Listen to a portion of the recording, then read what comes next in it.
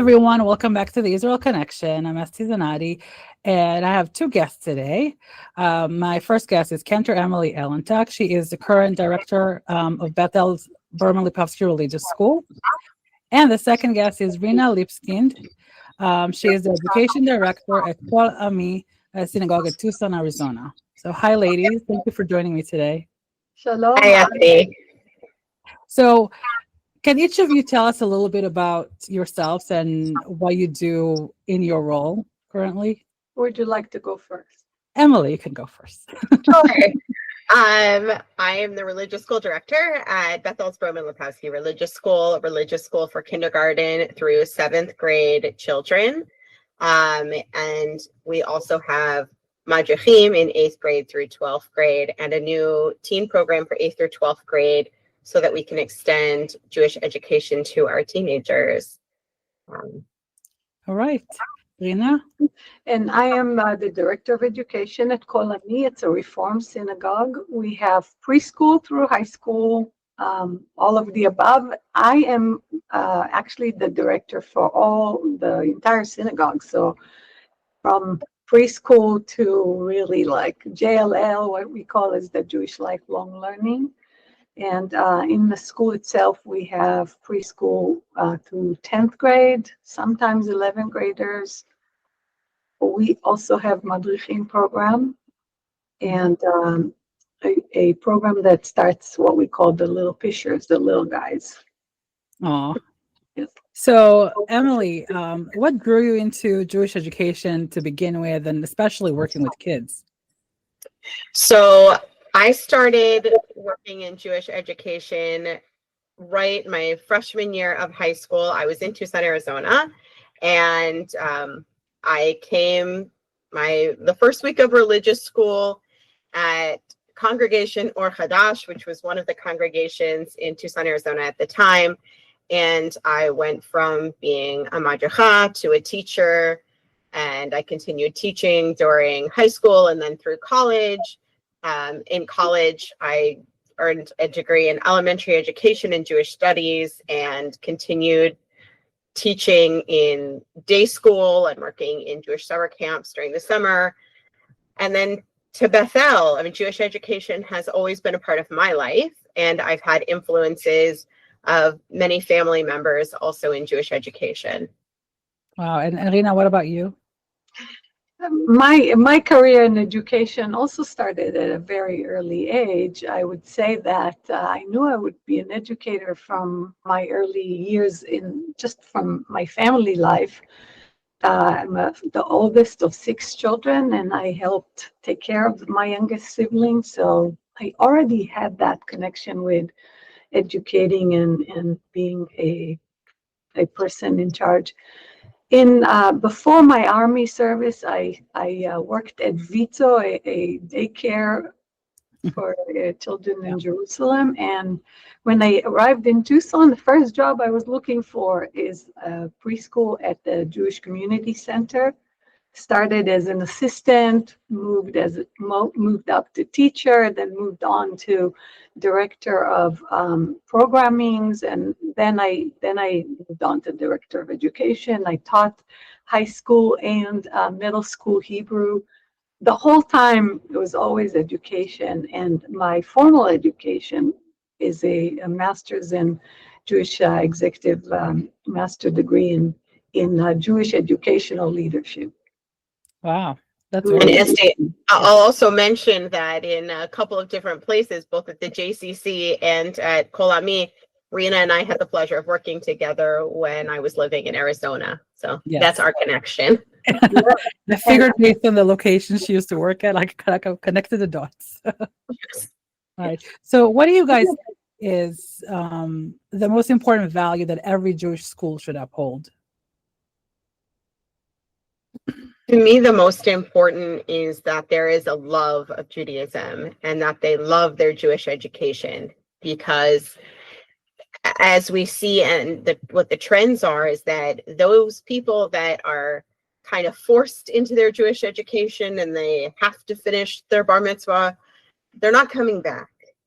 And we have to change the culture. We have to flip the messaging to have religious education be something joyful, welcoming, and something that they look forward to. Rina, what do you think? Yeah, same for us.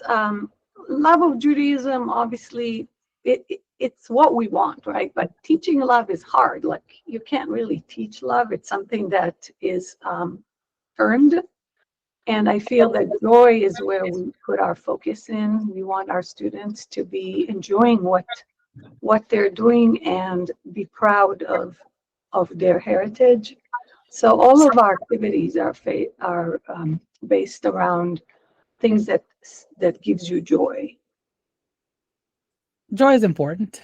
That's, I guess, that attracts kids more. They want to have fun. Yes. So that gets It's not fun. I tell my staff, if it's not fun, if it's not something that the kids, it doesn't have to be fun like in a way that, oh my God, like every day is going to be that, but they need to have that enjoyable time, not feel like, oh, it's a dread to be there. Yes.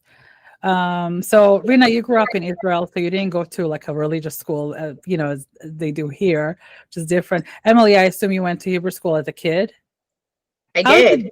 What was it like back then compared to now? Like, what's the biggest differences? So when I was in religious school, I hated it. I really did. It wasn't enjoyable for me. And I was the kind of kid who made sure that if I wasn't enjoying it, that I let the teacher know. So I think that plays a big part in my view on what Jewish education needs to look like now, because I believe that I was the exception. I didn't enjoy it, and so I stuck around to change it. Whereas a lot of my peers didn't enjoy it, and so they're not connected anymore. Yeah. I mean, it was something that we were, as I hear from many other people around my age, we were forced to do it, right? But I had the benefit of having the love of Judaism at home. And so that's kind of what kept me connected. And what was it like for you growing up in Israel? And obviously all the schools were Jewish schools per se, What was it like? Did you go to a religious school or to a secular school, public school? Mamlachti lo dati, meaning that it's not religious, but obviously because it is a Jewish school, we received good formal Jewish education that included Torah and Torah Sheba'al Peh, all the subjects that, and I came from a religious home, so I've had the combination of the non-religious and religious education. But when I came here, I could see right away that there is such a big gap between what I was learning in school and what our students learn, and the realization that with such a minimal time we have with the students, the contact time we have, how could we even make that gap more obvious? Like, how can we keep up with what they should know and should not know, and how realistically it is to have them expect them to know more, right? Because it's just not there time-wise. So speaking of that, of Israel, how do you keep the kids of all ages connected to Israel through Hebrew school? So for me, it's like by grade, we make it age appropriate. We have it in the curriculum for all grades, and I work with each staff member to see in what way they can make Israel available to students in a way that they understand it. And like I mentioned before, you can't teach to love Israel just because that's what we want. It's not like that. It's more about, if you instill understanding and joy of and pride of who you are as a Jew, it helps you make the connection to the homeland. So each age group has a different activity to do, and we focus more on Israel in certain ages. Like in fourth grade, there's a whole year that's woven into visiting Israel in different cities and highlights.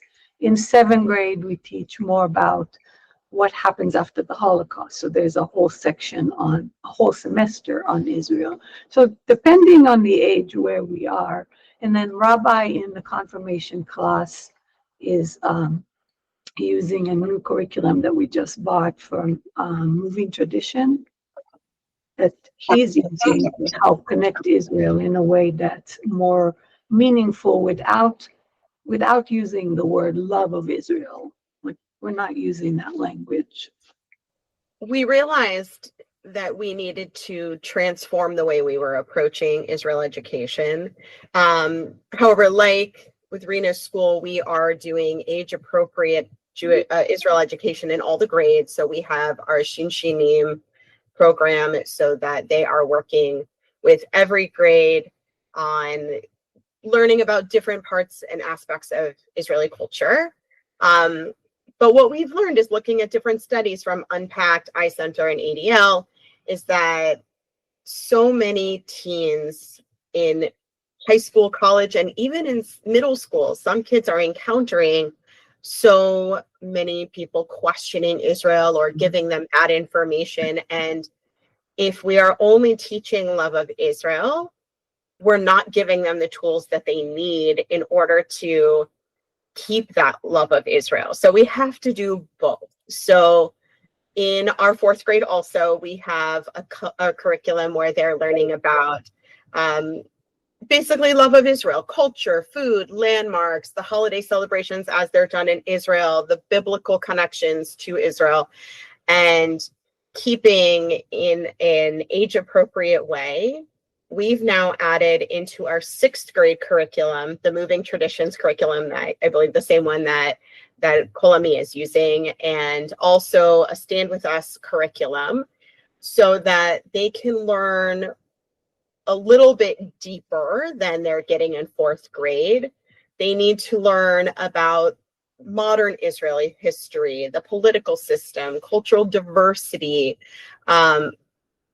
The approach that I heard recently at a conference that I really like is that education of Israel is inoculation, not indoctrination. We can't teach them just love Israel. Yeah. We have to teach them about the variety of viewpoints and even have them hear from the people of different backgrounds that live in Israel so that they can grapple with what's happening and come to their own decisions. They're not going to just spit out what we teach them, but have the ability to think through it.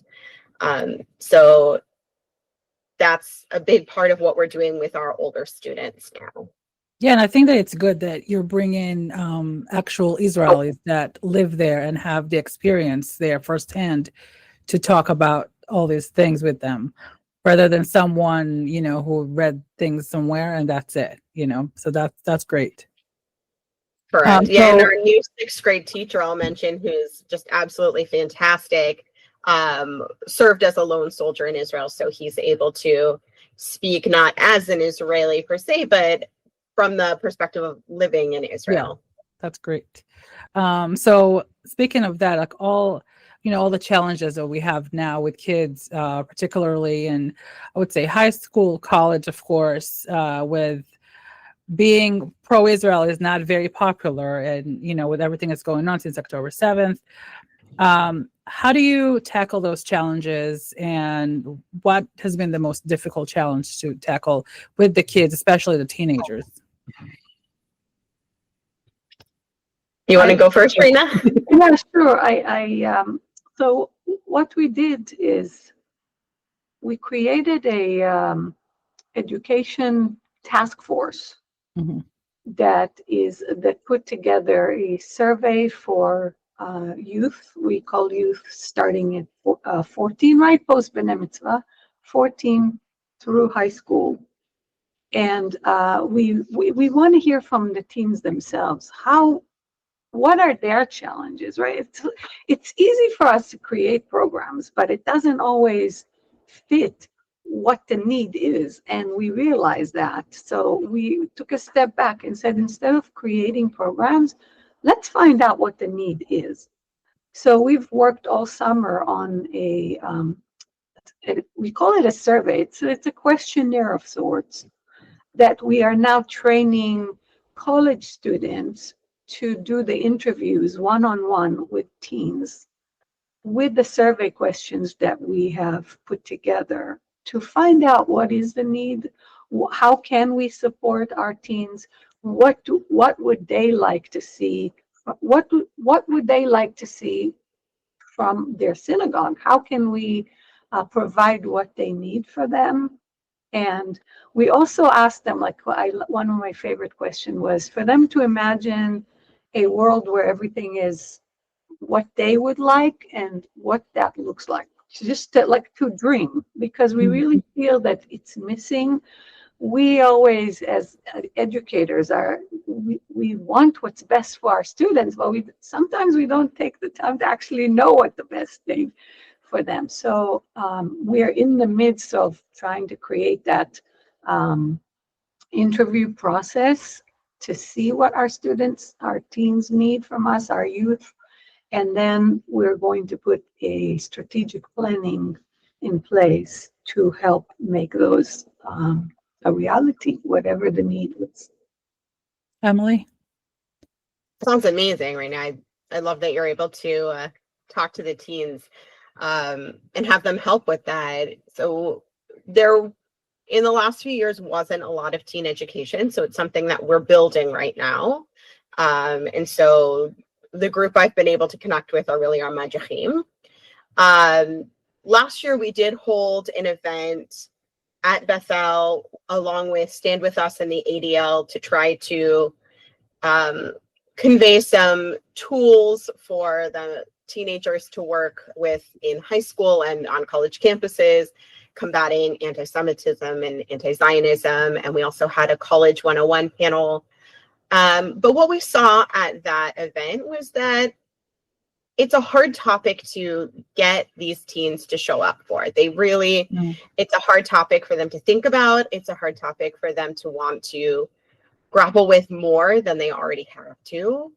So it's a topic that we have to start at a younger age, is what we were seeing, that they have to have those tools before they get to the high school and college campuses. So I mentioned that we are changing up our 6th grade curriculum starting this year to really focus on more Israel education. And another element that we've added this year, it's for grades 6, 7, and 8, but going forward, it will just be placed in the 6th grade, is a parent-child Israel trip.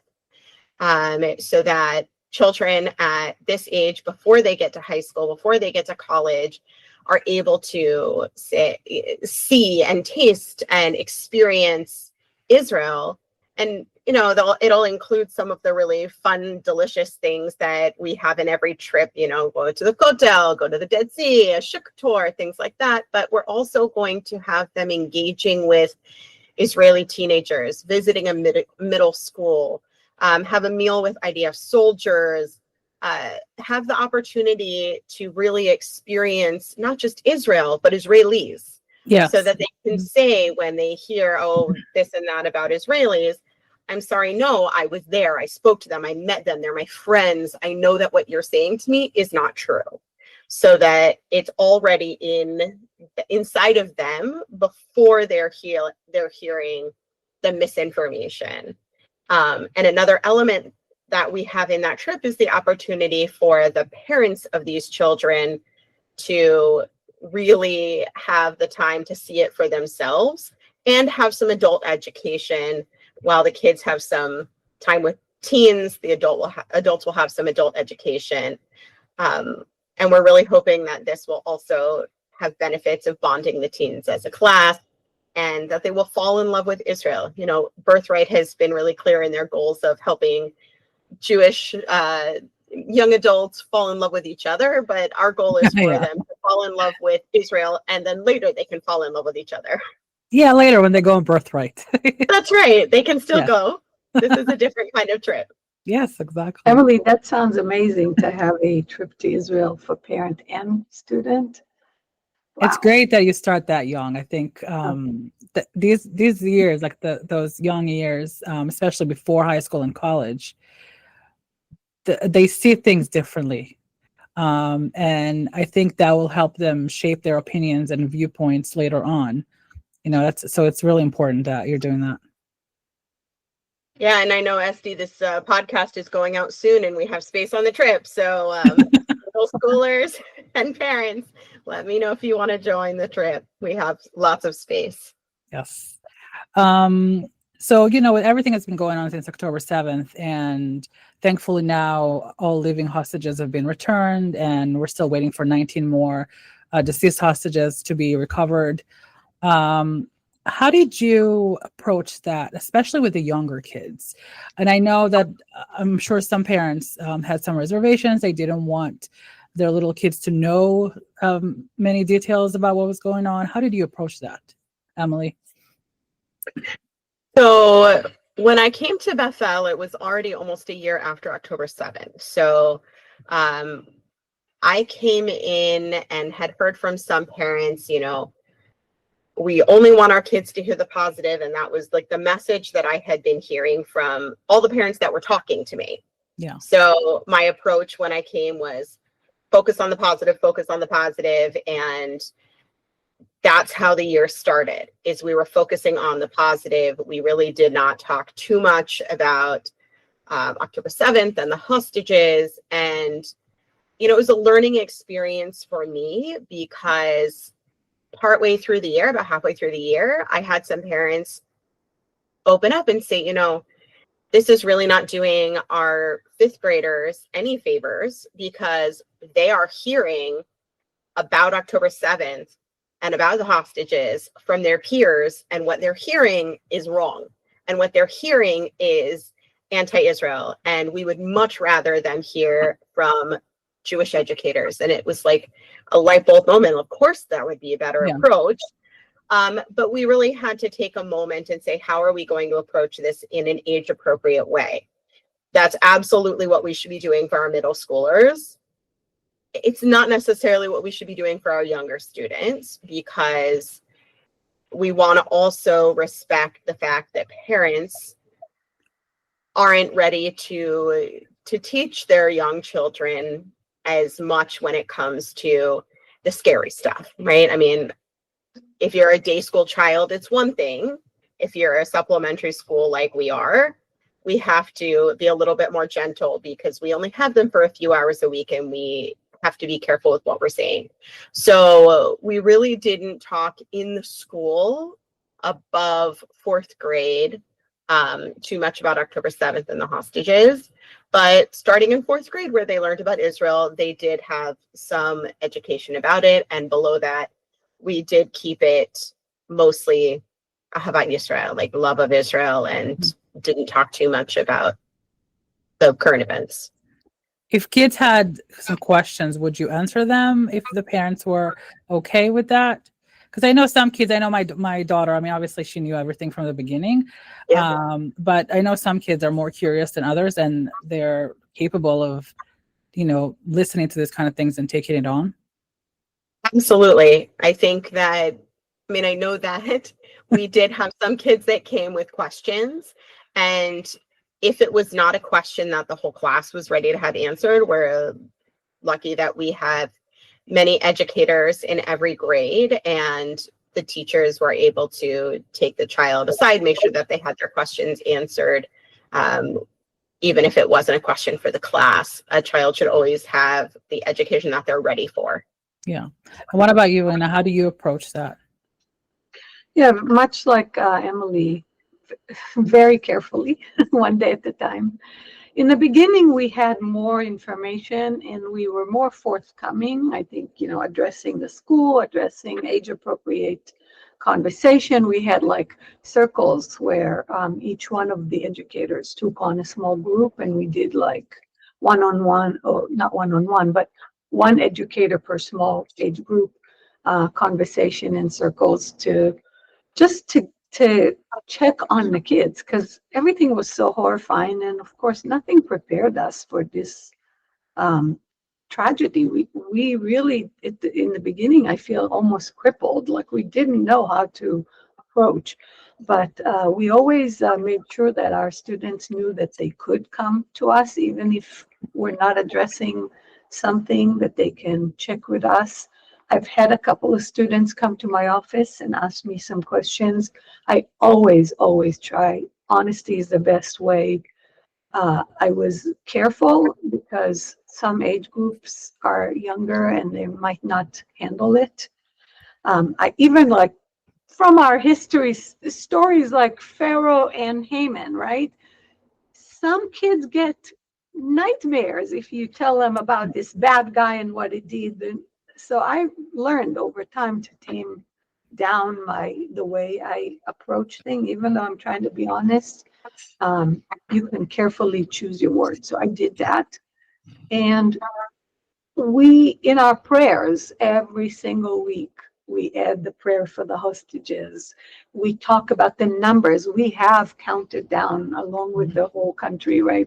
But we made it into a visual, like so people can actually see the numbers on our screen when we have prayers for Israel. We always end every assembly, every Sunday morning, our assembly ends with the Star Spangled Banner and the Hatikvah. And in recent months, I've been talking to students, and we added, there used to be just the words in English and in Hebrew. We added transliteration and translation. What does it mean? The words were not, they sang them, they knew them, and they probably can sing them by heart by now because we do that every week. But I don't think it connects with words. So we have in recent months added not just a translation, but also an explanation. What does it mean when we are facing east? What is our direction? Like things that seem in general very clear to Jews, but I don't think our students have a much greater understanding. So adding these things to them really helped in doing that. And of course, additional program I mentioned earlier, but that we are doing for teens and parents, for parents alone, for grown-ups, the mainly faces of Zionism. We created a session for that, a series for our grown-ups as well, how to deal with that. So we just one day at a time, as I say. Yeah. So like with everything that's going on with anti-Semitism now, because of everything that started on October 7th, what kind of questions do you get from kids about being a Jewish kid in the United States and, being, loving Israel, and maybe in some public schools, they're the only Jewish kids in their class or their grade. What kind of questions do you get from them? So it's true. A lot of our students are the only Jewish children in their schools or in their grades. And so they're coming with the real need to connect with other Jewish children, but also they have a very, they have a multicultural view. So I heard a child and a sixth grader ask a couple of weeks ago, I was sitting in the class while they asked their teacher, well, what if I grow up and I decide to marry somebody who's not Jewish? Does that make me not Jewish? What does that mean for my children? So they really are asking those future questions. And I'm also hearing questions about Israel, like, is it safe? As we're talking about our trip coming up, is it safe to go to Israel? And, what does it look like? Not just these landmark locations that they learn about from when they're little, not just like, what does the Kotel look like? But what does it look like to go to Israel? Like, walk me through it, right? They want those details. Rina? Yeah. So similarly, I think our kids are looking for connections and what makes them Jewish. But the one question that really got me in the gut and was very hard to answer is like, why do they hate us? And I got this question from my daughter too. It's so like it's so encompassing because of the fact that it's too big of a subject. But my answer, as always, is like fear makes people act irrationally. And hate is a very big motivator to put blame on something. So when people don't understand why things happen, they look for blame and they look for a scapegoat. And unfortunately, we are conveniently right there. And because of pictures and media and what's happening, in addition to this, just hearing news, there's always been wars, there's always been atrocities. Holocaust is a big example, but most of the world didn't know exactly what was happening. They knew things were happening, but they didn't know to what extent, or at least they hid behind not saying they didn't know. But nowadays, with so much media and so much coverage, it is very hard to not know and not to see all the terrible things that are happening. And I think that is playing against us. So my answer always is that you have to figure out what is true, like weed through the mud and figure out what is true and what is really, like, what is the base of all of this and where is it coming from. And if the older kids always, we go through what are the roots of anti-Semitism. We do that in 7th grade, as in the first semester. It's about teaching the Holocaust, and we start right there, right? We talked about anti-Semitism before any of October 7 issues happened. So there is no right answer or just one answer. There's a lot, and we try to answer it as it comes. Yeah. And I think the question a lot of those kids have, why do they hate us? I don't think there's an actual definitive answer for that. Like, I think we will never know why, because I don't think the people that hate us know why they hate us. No, they don't. It's a lot of misinformation, a lot of, like I said, judgment, preconceived notion. It's a complicated answer, right? There is no right answer. More than one, for sure.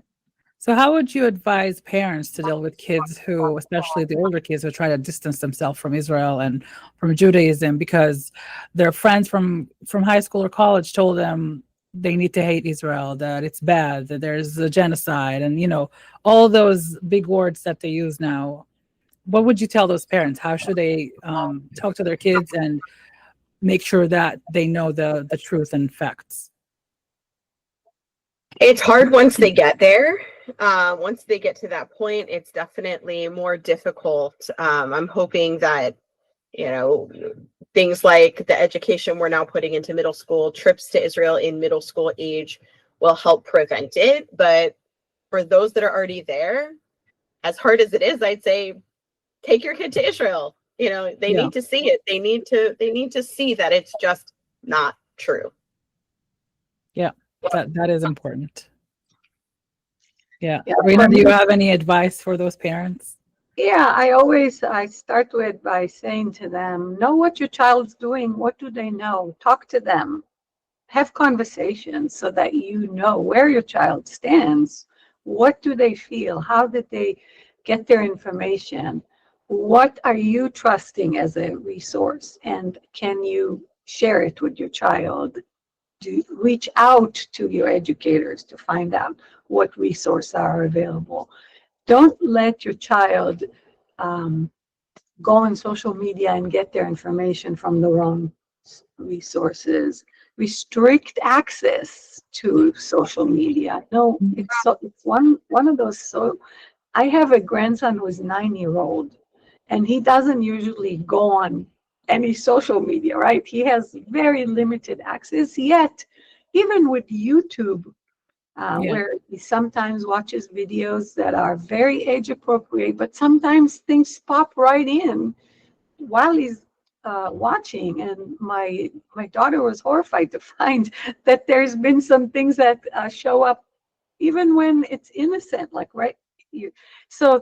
just to make sure that you don't let them watch unobserved by other people, and to restrict the access, but also have conversation. I feel like we live such a busy life. We don't always have the sitting around the table for dinner is almost not existing in a lot of our families' busy life between going to enrichment and extracurricular activities. They don't always get to do that. So I tell my advice is to always say, find a family time where you can have a conversation about anything and everything and encourage your students, your children, to talk, to share what they're feeling. What are they anxious about? What makes them fear? What are kind of things that we can relieve for them? What can we do? Because there's so much anxiety and so much that the kids don't share. Certainly not with their parents, even though that's where the safe haven is supposed to be. Yeah, and I would just also add on to that it's absolutely important that the family is having that education at home, but also see if there are opportunities for teen high school Jewish education where you are. At Bethel, we are starting a new teen education program, and part of that will have the opportunity for Israel education with one of our Shinjinim. And continuing education, Jewish education shouldn't stop at the bar mitzvah. Yes, definitely. It only starts. That's right. How do you make sure that they maintain that bond once they, reach those grades in middle school and high school, and they've gone through, they've gone to a religious school that teaches them about Israel and connects them to Israel? How do you suggest they maintain that bond with Israel and keep it through the rest of their lives? It's hard because after high school, the parent has very little control over what their teenager is doing, right? So it has to be instilled young. But if you have a child in high school, going into college or in college, help them find the Hillel or the Chabad on campus, find those Jewish opportunities, find those Jewish education classes in college. And after that, you can, wherever they're living, be the nudge parent that shows them where the synagogues are. Help them do the research, because sometimes it's hard to do the research for yourself when you're young. Yeah. You need to want to do the research. That's right. That's right. But sometimes if it's right there and you have it, it's a little bit easier. Yeah. They'll see that, there's the, something for young adults or young families or whatever it is. And sometimes, and what I've seen is that it's the grandparent that is helping to bring the grandchild to religious school, and that connection is still through the grandparent. But then, the parent gets involved bit by bit, it keeps the connection. Yeah, it's hard. I see, we see nowadays, like a lot of Jewish students in colleges that are like, I went to Hebrew school as a kid, but they lied to me, and like all these things, especially all the Jewish Hollywood, people saying, I was lied to as a Jewish kid in Hebrew school. So here is blah, blah, blah, like all those lies that they learned on social media and from the people that have no idea what they're talking about. Well, and that's why it's important to not just give them the happy Israel version, but also when they're a little bit older, when they're a teenager, to teach them the facts, the history, multiple viewpoints, and let them understand the full picture. They can't just think that everything is positive, because otherwise they will think they're lied to, because they are. Yeah. So, you spoke about the trips to Israel of all ages. What are some places that you say would be the most important for kids to visit for the first time when they go to Israel for the first time? Even for parents who take their kids on their own without going through a religious school. What are the most important places that are must, for a kid at any age? I tell you, Jerusalem. I feel Jerusalem has a mixture of everything. History, so much history if you walk toward the old city, and so much modern. if you just expand beyond the neighborhoods of the old city, there is the culture, the narratives of the different religions, who lives in Israel, who lives in Jerusalem, especially. But of course, it's not. You have all the excuse me, the modern that is part of Jerusalem, of Israel, is the Knesset, the governing. It's like it's called the Kiryah. It's like the area of all the buildings of the government buildings. So there's of course so much to see, and so many museums and sites that would make them have a good taste of Israel. But of course, that's just one of many, right? Like that's why I would have them start. But there's so much more. Emily, I'm sure you would add Tel Aviv, or tell me what else you would want to see. So, I mean, definitely everything you just said with Jerusalem, the old, the new, the multicultural, I think it's really important to press on that they need to see that even though Israel is the Jewish homeland, how many different cultures are living happily and in prosperity in Israel. It's, I think, huge for them, especially with what we're seeing.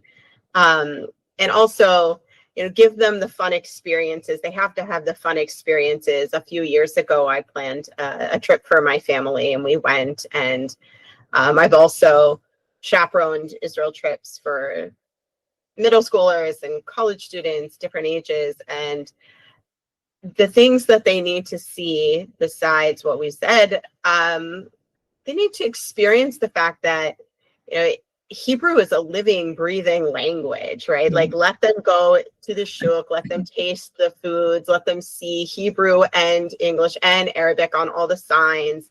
But then also to visit Har Herzl, to see that there have been, unfortunately, so many deaths related to keeping Israel safe. And personally, I enjoy going to Sfat. I think it's so beautiful, and there are just so many different good places, so many different good places to go all over the country.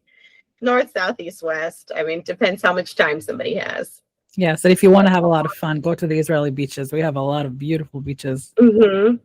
Definitely. And if you have enough time to go down to Eilat, the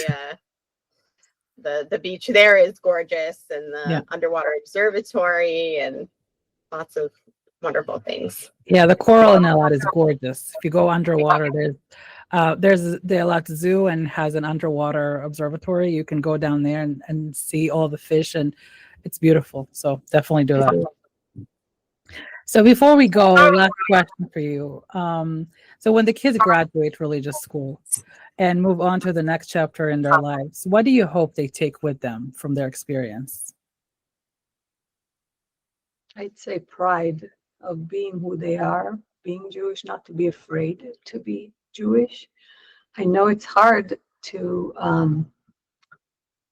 be out loud a Jew nowadays. A lot of people hide their jewelry. They might not even wear them anymore because their fear of different reactions.